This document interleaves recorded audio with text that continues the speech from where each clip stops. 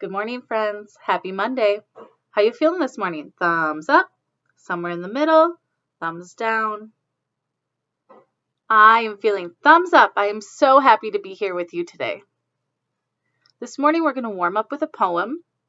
So let's get comfortable. Make sure you're sitting down, or if you're standing up, maybe loosen up your arms and wiggle your fingers a little bit so you're ready to listen. The name of this poem is called The Voice. There is a voice inside you that whispers all day long, I feel that this is right for me, I know that this is wrong. No teacher, preacher, parent, friend, or wise man can decide what's right for you. Just listen to the voice that speaks inside.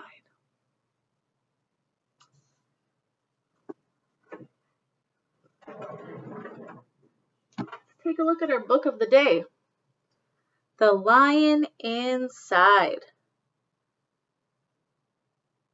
Now, when you think of a lion and you think of a mouse,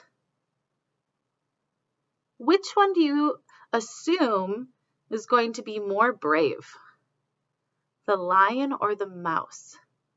Which one would you assume is more brave, the lion or the mouse? Why do you think that? Why are they more brave? Which one do you think makes a louder noise? A lion or a mouse?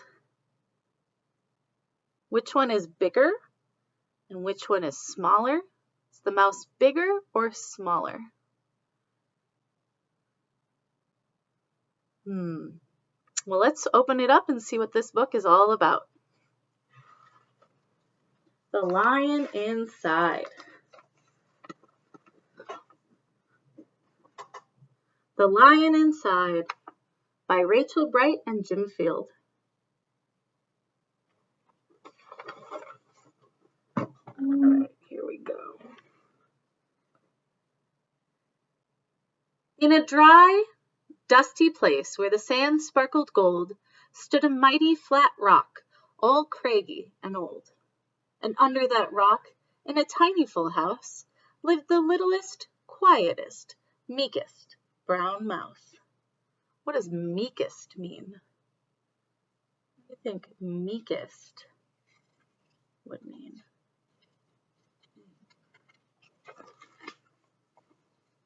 He was so very tiny, so incredibly small, that nobody noticed him, ever, at all.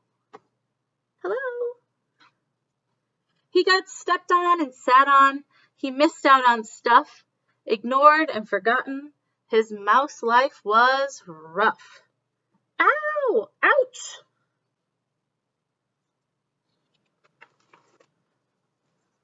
Meanwhile, far above, on top of the rock, times were quite different. It was lion o'clock. This huge, toothy creature made sure everyone saw how important he was and how loud he could roar. You want to roar like a lion? Give me your loudest roar. Oh, you can be louder than that. Give me your loudest lion roar.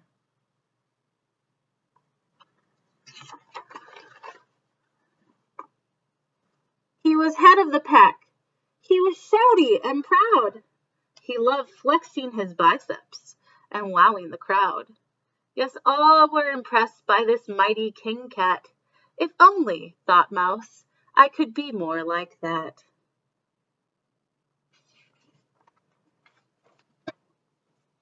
Then late one dark night, in his tiny mouse bed, the cleverest thought popped into his head.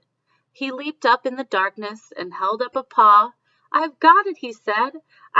What I need is a roar. Roar.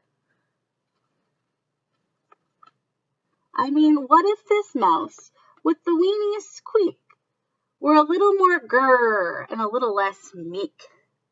Well, he'd still be the smallest of fuzzy brown mice, but he'd make friends and join in, and life would be nice.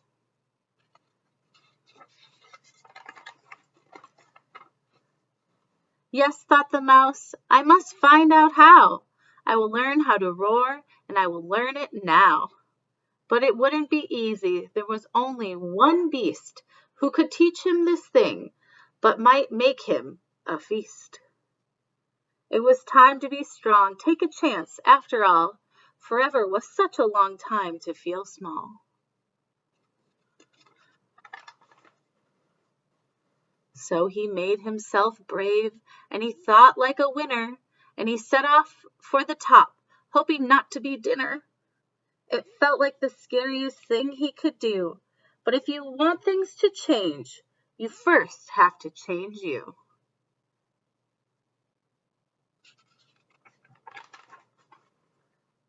The farther he climbed and the closer he got to the slumbering lion reclining on top. Then at last, as he stood on his tippiest toes, he found himself suddenly nose to nose.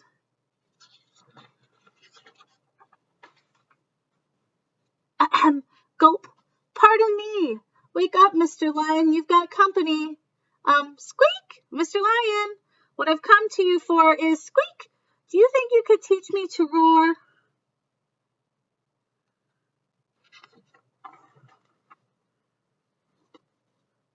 A silence befell. That twinkling plain Lion opened his eyes and puffed out his mane. Time went so slowly it felt like a week. Then he opened his mouth and let out a eek. What emotion is the lion feeling right now?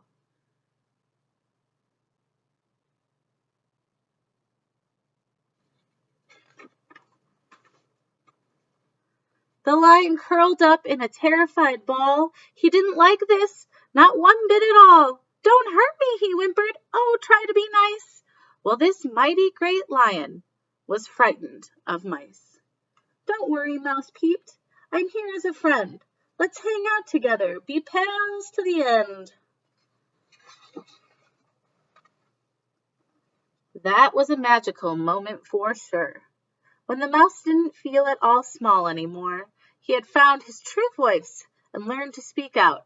And for that, you don't need to roar or to shout. And from that day and always, the two were a pair.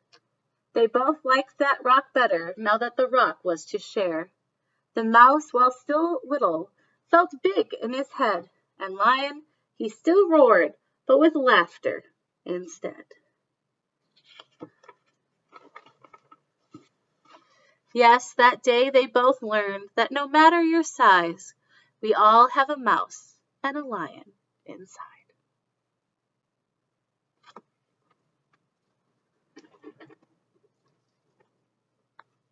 What do you think about the lion inside?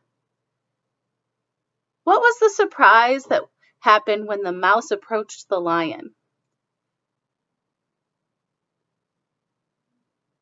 What did the lion think of the mouse when he met him? Was he going to eat him?